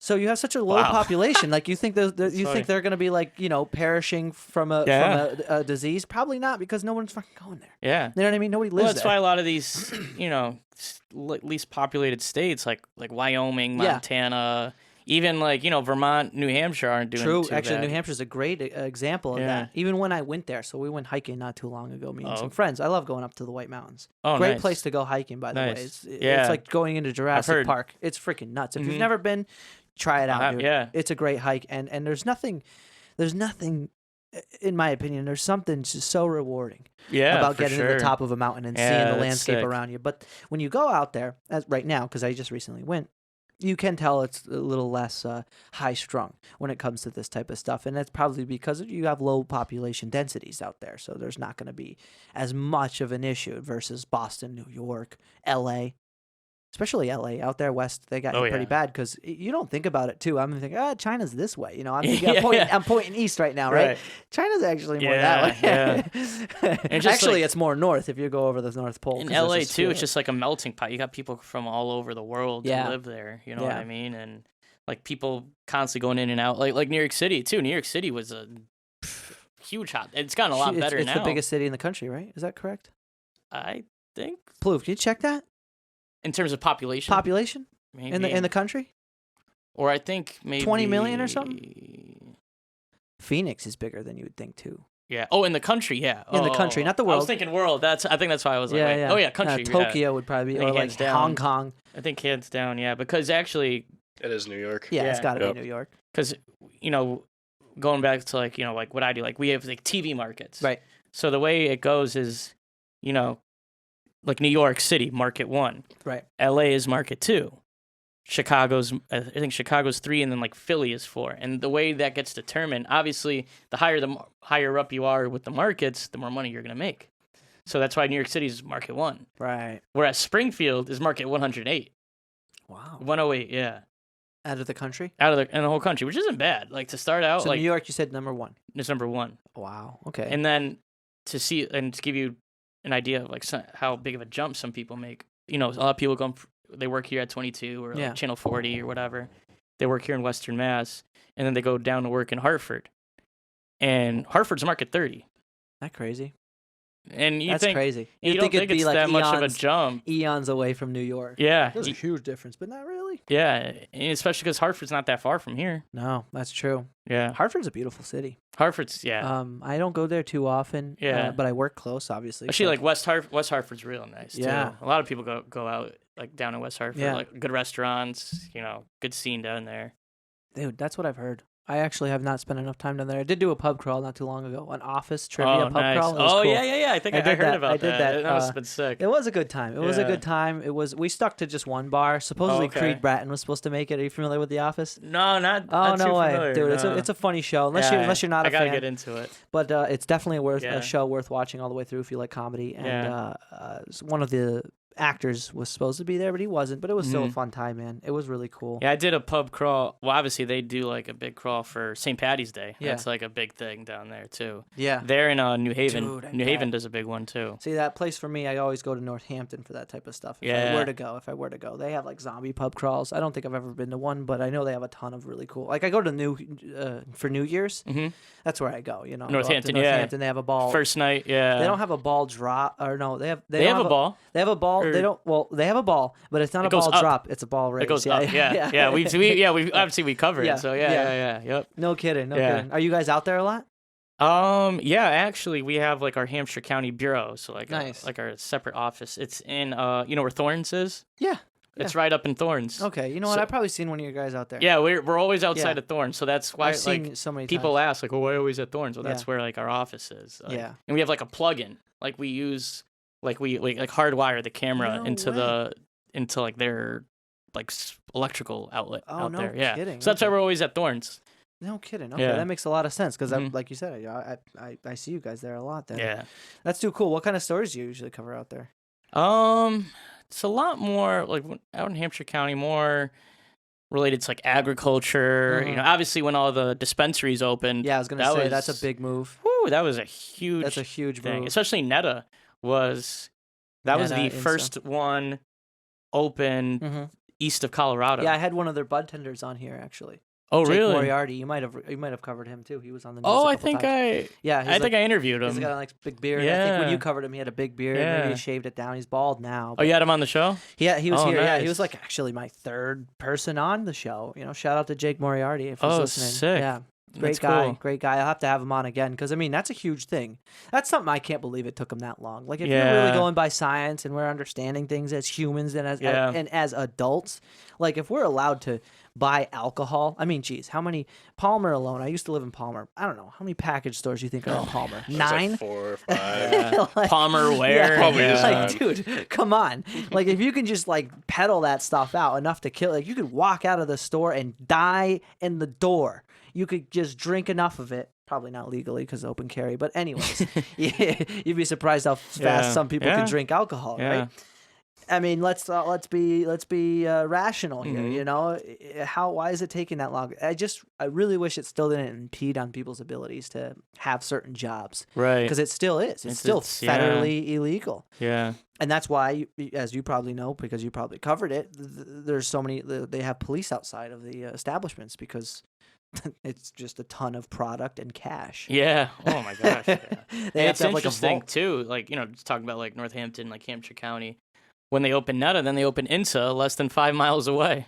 I know. You got 2 in a 5-mile radius. Dude, there's 2, and then isn't there another one? Is there another one? I don't know. There's one. I mean, there's a lot in Western Mass. Yeah, there's one in Ware now. There's one in Chicopee. Yeah. Amherst, I think, has one. Yeah. Even out in the Berkshires, I think they have one out there. Yeah, that's one thing I really appreciate. I hope it gets a little bit more. It's interesting because everyone's always like, when you think of Massachusetts, like the eastern side, like the Boston area is like the more, like there's more to do and all that stuff, or they're always like ahead of us or whatever. Well, it seems like it's now more of a traditional thing to make it illegal. Yeah. To keep it illegal. Well, I was going to say, there's way more, at least to me, I think there's way more dispensaries on the western side than like going toward Boston. Yeah. I know Boston, Of Mass, you said? You mean? Yeah. Yeah. Oh, yeah. I don't even know if Boston even opened one recreational. Yeah. I think they probably have one for medical. Well, they have a ton of very rigid guidelines to open one of those up. You have to be certain distance away from certain type of trust me, because we covered it, like so much different like processes, like ordinances, like city council approvals, like community host agreements. That was like when MGM opened. Yeah, it's probably easier to open up a strip club, to be honest. I think it is. Like when MGM Springfield opened, that was like a huge process as well. That was a long time coming. Yeah. So here's some things you probably covered too. Wasn't there supposed to be a water park in Palmer or something like that? Yeah. I remember that? It was like a $200 million water park was being proposed, and nothing ever happened. I don't know, and I don't know what follow-ups we've done, but we were like, not too long ago, someone's talking like, whatever happened to that huge water park? Because actually, you mentioned Palmer, that's where they were going to put the water park, or if that is still even a thing, that's where the casino was going to go. Right, I remember there was either the casino, and then once the casino got voted to be in Springfield, and that was super polarizing. People were like, that was a huge move. After the casino, I didn't really understand the whole debate. What is the consensus? Is it good for the town? What do you think? I think it's good. I think, before that, like, Springfield needed something. It polished it up a little bit. And it cleaned it up. It looks nice. I think my thing is, maybe why it's not doing as well as people had originally thought, or why the people who do think less of it, the reason they think that way is because, we live so close to Mohegan and Foxwoods. Yeah. And people, they have the mindset, they think every casino should be like Mohegan and Foxwoods. And they don't realize Mohegan and Foxwoods, those are world-class casinos. True. Those are some of, and I'm not even joking, those are some of the biggest casinos in the world. Even if you go to like Vegas, some of those casinos aren't as nice as Mohegan and Foxwoods. Fun fact, the largest arcade in the world is in New Hampshire. Really? Yeah, it's called Fun Spot. You can even look that up, dude. It's massive. Yeah? It's absolutely massive. We visited it a long time ago. Ploof, were you with us? It was with the whole gang. No, I was okay. There. Well, anyways, it's pretty massive. It's honestly not that cool. Yeah. It's just a lot of old classic video games. But it's such a big arcade. They have not go-karts. They have bumper cars in there. It's such a huge, and a bowling alley and stuff. That's cool.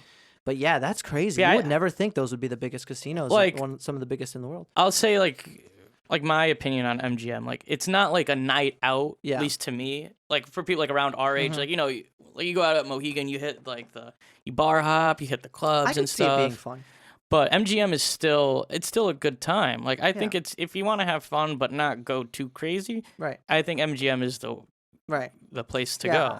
I'm not much of a gambler, but I could see it being fun. You go to a place that's dazzling. There's lights. There's what action. I think is cool too. Their outdoor patio area. That's pretty sick. Oh, really? Like, have you seen? See, I haven't even gone yet. Oh, okay. I need to go because they have an ice skating rink there. What? Yeah. No way. Yeah. I can see it when I drive by. Like where like the old Armory building where they have like the Indian motorcycle. Like there's a huge ice skating rink right there, and they have a comedy club there too. Oh, which no is way. Cool. Like the comedy shows are pretty good. Yeah. I gotta check that out. What's the function of it now? I'm sure it's kind of low key right now because of everything. But so I think the only games I don't know if it's still a thing, but I know when they reopened, no table games. Oh, so it's just like slot machines, slots, wheel. I think you could do blackjack, but I don't think like poker, craps, anything roulette. that involved multiple players. Yeah, right. Okay. Like blackjack, I think is limited to like 3 people or something like that. Okay. They have to have 25% capacity. Yeah. Yeah. That's sort of the MO, right? Yeah. Yep. 25% capacity, 8 people per 1,000 square feet. Yeah, and I think their movie theater is open too. Yeah. I hear their movie theater is pretty cool. Dude, Eastfield Mall. You're doing coverage on that place? That place is like 99's gone. It's a ghost town. Besides the Holyoke Mall, it's kind of sad because I mean, probably yourself and how old are you? 25. Yeah, so that's like where we would hang out. Yeah. When we were like kids, like mom, drop me off at the mall. The mall was the go-to spot. You get pretzels and you walk around and hit on girls or try to get girls' numbers and try to talk to that girl that you're waiting all week to talk to in school. Like, all right, now's my chance to get that outfit, and then you fail. No. Or like you go into like Spencer's or Hot Topic and like buy stupid things. Yeah, just because and pick me up in like 3 hours. Or just be that little prick who pisses off the whoever's working the register. I remember when I turned 16. I remember 16, man. Yeah. No, I don't need a parent with me. I'm all right. I'm good. Yeah. Like when you went to the movies too. That was another like hangout spot. Yeah.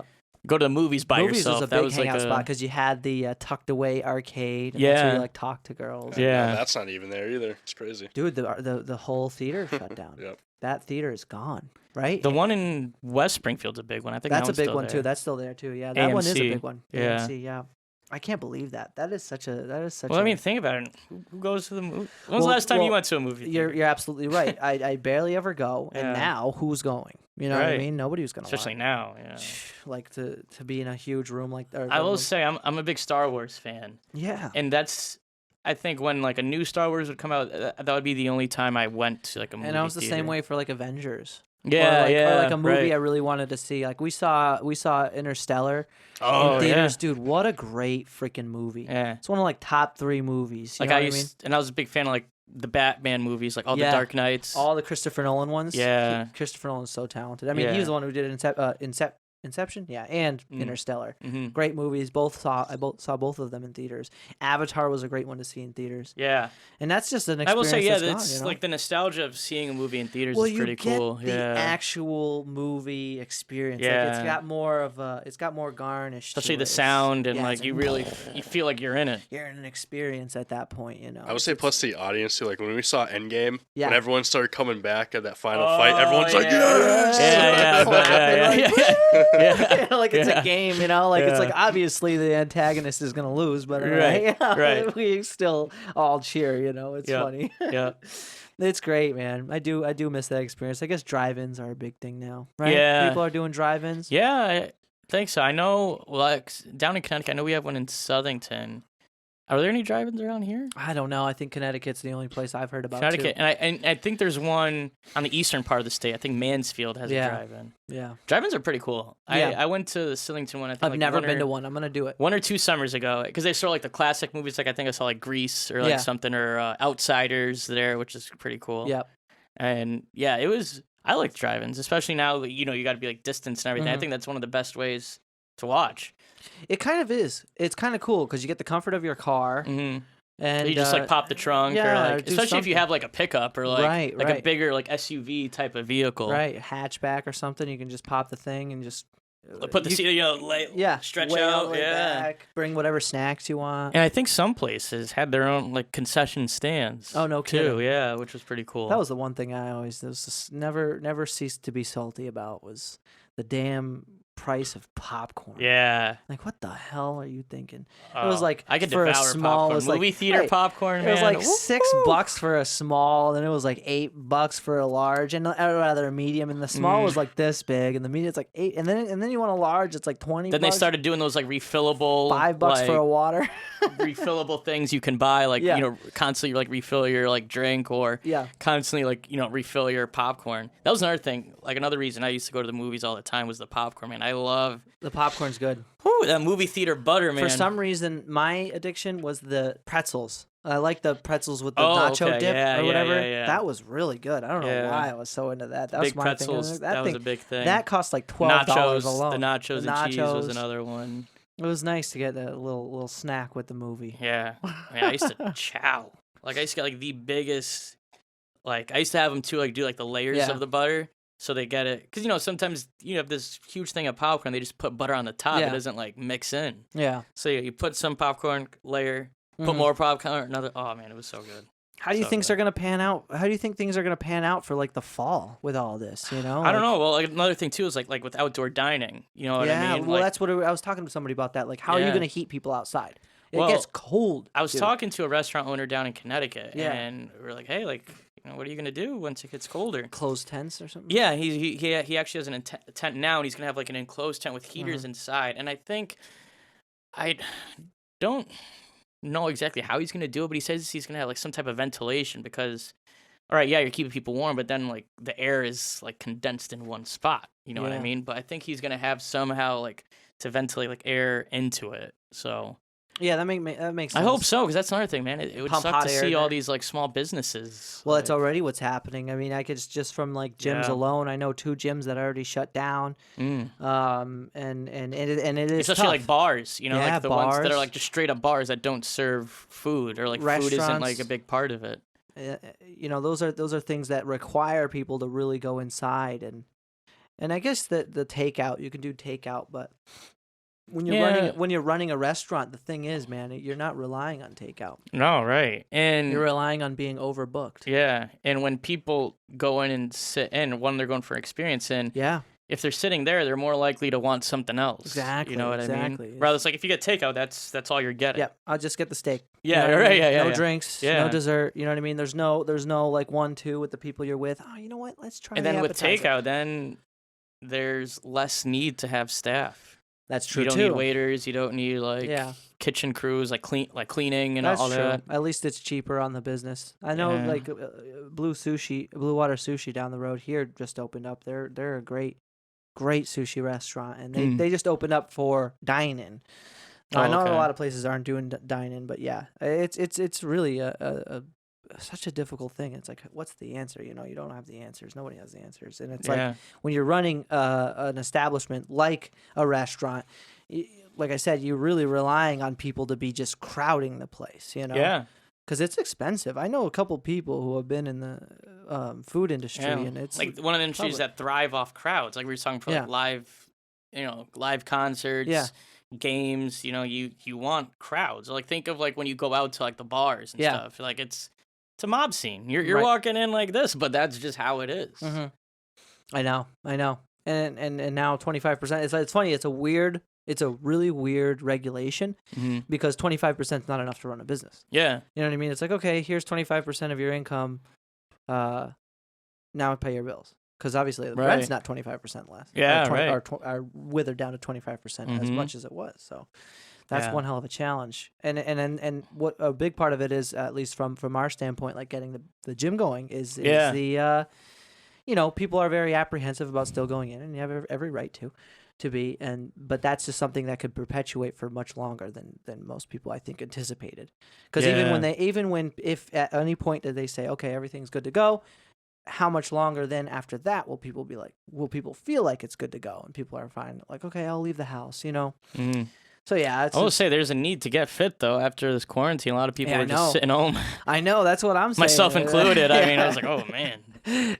It's funny because I had so much free time, and I was just like, you know what? Because unfortunately you didn't have that luxury. You were working straight there. For me, I had all the free time in the world. I ended up biking a lot and stuff. Yeah, like a lot that, of outdoor activities were like big. Huge. I went on a couple hikes too and stuff. Like a lot of people were just like going for walks. Talk about a great summer. I don't think we've had a summer this nice. Yeah. It did not rain that much. Oh, sunny my gosh, the whole time. Yeah. It was freaking great. And now the weather changed. Just right back to it. No, it's funny how you could tell, it's right? cold. Oh yeah, this is the first time I didn't turn this thing on. Are you like super hot or uncomfortable? No, I'm good. I was gonna say this is the first time I haven't, and it's nice because the sound quality actually is much better without that damn thing on, because that thing is not loud. That's why you got all that shit next to it. Yeah. Just to kind of block it out. Yeah. Oh, I hate the colds, man. Yeah, I'm not a big fan of the cold. I didn't mind it, but until I started working. I'm gonna try to. I keep saying I'm gonna try to make my way out to Mexico this year. Ooh, this winter. Nice. I have a friend who's out there right now, and you can go there. It's actually the one place that's you can go to Mexico. You can fly to Mexico. That's the only place. I don't even think you can go to Canada. Oh. But you can go to Mexico for some reason. Though the regulations are much more strict there. Like you have to have a mask in your car. It's finable. Yeah. And you can get in big trouble for not. Yeah, I didn't mind the cold until I started working in news, because like when it's cold, like we're always working outside.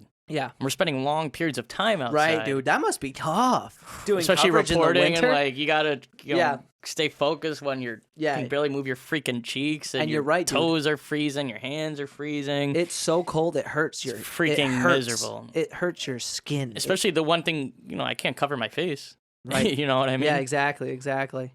Although, do you have to wear one when you're reporting, like a mask? Well, I will say there was a period of time where I did have to report with the mask. Okay, now you can, as long as you're away from people, you can go away from people. Yeah. I was gonna say that might work to your benefit when you're out in the winter. Yeah, I was gonna say they like, you know what? I'm just gonna keep the buff on. Yeah, I might do that.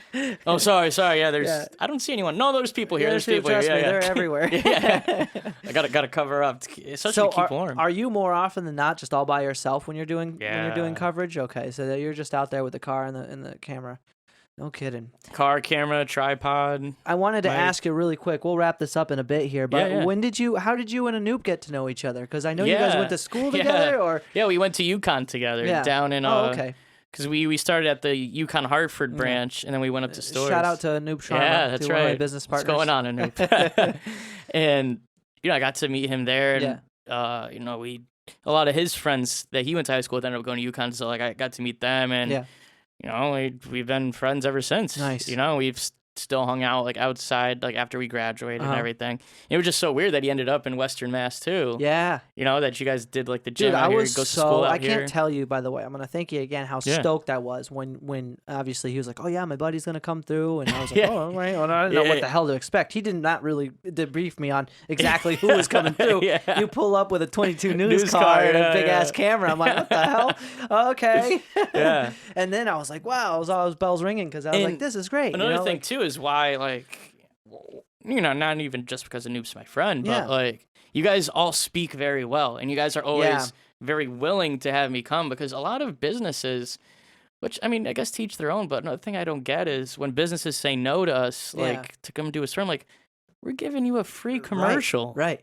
That's what I say. That's what I say about when I offer people to come on. Like it's like a good obviously. opportunity. Well, let me not a free cover commercial. myself. It's not a free commercial. Obviously, we're there to do the story. We're not there to promote them. But no, I know exactly what we're putting your business on TV. Very low market sense. They're very low marketing sense. When you were to say no to something like that, that is an opportunity. That is like great. Now, and to get your name out there, to let the community know, like, hey, especially you guys, and not that you guys need this, but I'm just saying, honestly, I will correct you on that. We do. Everybody needs it. I mean, you can't deny marketing, and the best type of marketing is in my opinion, is marketing that isn't direct. Yeah. Everybody hates commercials. Let's be honest. Commercials suck. Mm-hmm. But when you see, Anoop from a New England Functional that gym Fitness, looks nice. It looks like they got those guys know what they're talking about. Okay, so it has nothing to do with hey, come to the gym and get your swole on. You know what I mean? Like, that type of shit's so cheesy, and everybody really does hate it. And that turns people off. It does. It the sucks. whole gym stereotype is it's a big thing. If you were to ask me, the future of marketing is going to be reporting on it, and like actually, believe it or not, I think a big part of marketing is going to come from podcasting in the future. Yeah. Because it's much easier to talk about a product and be genuine. Be like, you know what? I really enjoy these cups. They're nice, and not take this whole bit of time where it's just focusing on something, but maybe passively within the conversation. Or just try to be obnoxious about it, just to get people to go or whatever. It's almost insulting. It's like, you think I'm that dumb? Yeah. You know what I mean? Like, seriously. But no, dude, that is a very awesome. No, and I have a great. I mean, you guys are great, like on camera too. Yeah. And, like another thing, like when I was going before talking about the podcast, how like smooth you are. Like when sometimes I interview people, and I mean it's. Well, they've never been in front of the camera. Yeah, and it is a feeling. There is a vibe when the camera's on. And it's just like sometimes I got like really coach people. Yeah, like if you're not used to it. And the funny thing is, there's nobody there. This isn't even live. Right. Why would anybody be nervous? Especially, I always wondered to myself, like, why the hell am I nervous? Yeah, and it takes a couple times to get through that. But like another thing people don't realize, like when I tell them, hey, would you be willing to do an interview? They think an interview is like a 60-minute sit-down. Right. Whereas, like, I mean, you've seen, like, the stories I do. I use, like, 10 seconds. 10 seconds, I use, like, a sentence. That's what I tell people. I'm like, give me your best 10 seconds. Yeah. And that's it. Yeah, exactly. Or just give me, like, a coherent, complete thought. As long as you go, Yeah, you do a good job throwing that. Do you have to edit that, by the way? Yeah, I edit it, No too. kidding. Yeah. That's awesome. Yeah. That's awesome. What do you guys use for editing on a production like that size? Do you have Final Cut? Edius, yeah. I learned on Final Cut. Little guys like me, I use Final Cut Pro. Yeah. Yeah, well, that's what that's how great. I learned. I learned when I was at UConn, we used Final Cut and Premiere. Then I learned Premiere, too. Premiere, yeah. I know Adobe. Well, other stations actually do use Premiere. No kidding. It's become more common. I think. Yeah, it's funny because like large production is very different from small production. I think at ESPN they used Final Cut for a little bit too. Yeah. Oh, did they? Yeah. I mean, I wouldn't be surprised. Honestly, I've been using Final Cut for years now, and I think I know how to use like 10% of that software. Yeah. You know what I mean? Like. Yeah. Well, even in news, like it's very like hard cuts. Like IO drop. Yeah. Like you tweak the sound and like make sure the video blends together. You don't have any jump cuts. Yeah. But as far as like the creative stuff, I mean, there's so much more we could do with it. But news, it's very like straight and to the point, not like fluffy and cute. Right. It's not like there's all kinds of like effects. Sometimes I'll throw like different like dissolves, and if I'm doing like transitions and stuff. Yeah, if I'm doing like an outside story or like it's like make it a little prettier, I guess. Yeah. It is fun to mess around dress it with up a little. It's funny though. It's like less is more when it comes to that type of stuff. I had a photographer on here, a great photographer. Shout out to Sam too. And when it comes to really making a professional product, less is more. You know what I mean? If you're really just keep throwing all kinds of shit on there. Especially when I'm writing too. Like when I'm writing stories, like, you know, we have all this sound, all this like video we got, and we have to condense it into a 1:30 story. Yeah. And it's like, man, how am I gonna put this all together? Like, I'm like typing, and then like I type it, I'm like, man, you know what? And I start taking things out, and I'm like, wow, this is way simpler. Like, just keep it simple, keep it simple, keep it simple. Yeah, seriously. You know? That's keep it simple. Because especially with people's attention spans. That too. It's a weird world too. Especially with news, like you're seeing so many stories. Like, all right, let me just get straight to the point. Yep. You know, put your best sound in the beginning, your best video in the beginning. Yeah.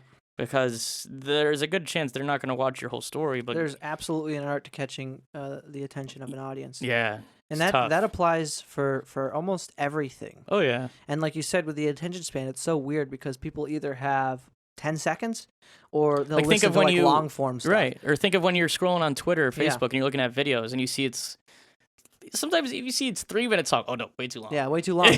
But if it's like 3 hours, it's weird. It's so funny. I was just about to note that if it's like 10 to 15 seconds, maybe a little less than a minute, you're fine. Yeah. If it's anywhere between like 3 and 15 minutes, it's like forget it. Yeah. But if it's like 3 hours, you'll probably dig in. Yeah. It's like, all right, there's probably a lot to this. Let me see what they're talking about it's here. So weird. It's so weird. And so that's where I figured, because for a while, if for those of you who have been following some of the stuff that I wouldn't expect anybody to, but the stuff that I did in the past here with Justin too, I mean, it was like skits and stuff. So those things again would fall into that like 3 to 15 minute range. Or vlogs. I like to do vlogs. Sometimes I'll vlog like a hike that I do just for fun. Right. Just to have a memory of that moment, because it's usually high energy the whole time. We're all hopped up on Bangs, those energy drinks. Yep.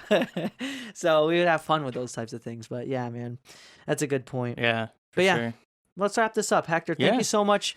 Is there problem, anything you want to plug or anything like that? No. You know, 22 News. You know where to find me. Yeah, you know where to find me. Dark and early. Yeah, you gotta wake up, as I was talking before. But only person I know wakes up at 2 a.m. That's absolutely insane. Yeah. So keep that in mind next time. You know, anybody wakes up at 6 or 7. And they think it's know early. what goes into it. Just say at least the sun is up. If you're watching, exactly. If you're watching the news too, and you're up that early, just know, does everybody get up that early too? The anchors and everyone? I mean, the anchors, for the morning show, yes. So, like, the people who are part of the morning show do, but, like, it's like the 5:30, 6 o'clock news, like the early evening news, they'll come in at, like, 9, 10 o'clock. Nice. And then you have the people on the opposite spectrum who do, like, the 10 and 11 o'clock news at night. Yeah. They come in at 3 o'clock. Oh, wow. In the afternoon. Yeah. Oh, my God. Yeah. That's a huge difference. Yeah. All right, man. Well, hey, dude, thank you so much for coming on. on. This was sick. Yeah, this dude. was really I'll cool. have to have you come on again. We'll touch base in the future. I've been say that to everybody, and I truly, truly mean it. Yeah. Because I'm right now at the point where like I don't want to be lazy and get somebody back in who I've already interviewed. I want to kind of try and expand and get as many people and different types of guests, of guests and perspectives. Hey man, you're talking to somebody in the media. Yeah, so, I know. Like, so you know better than anybody, honestly. Right. But yeah, dude, what you do is so cool. Keep up the good work, and Thanks, I really man. appreciate your work too, because it's like I said, the big focus and point here is that there's not enough people covering the things that need to be covered, and without bias. You know, you do a good job of that. It's important to be like that, because I don't think that's what's needed in the media and in the news. It's about the story. It's not about your opinion of the story, and I think it's that you should leave that up to other people. Straight facts, man. Yeah. But thank you so much, guys. If you haven't already, like, follow, subscribe. Please check it out. Please check us out. I'll leave your Instagram. What do you want? Yeah. The Instagram's below, guys. So check it out. Check out his progress. You're actually very interactive too. Yeah, I remember seeing stuff, some pictures and stories I do. So. You in the studio and stuff like that. I like that kind of stuff. Yeah, for sure. But all right, guys. Thank you so much. See ya.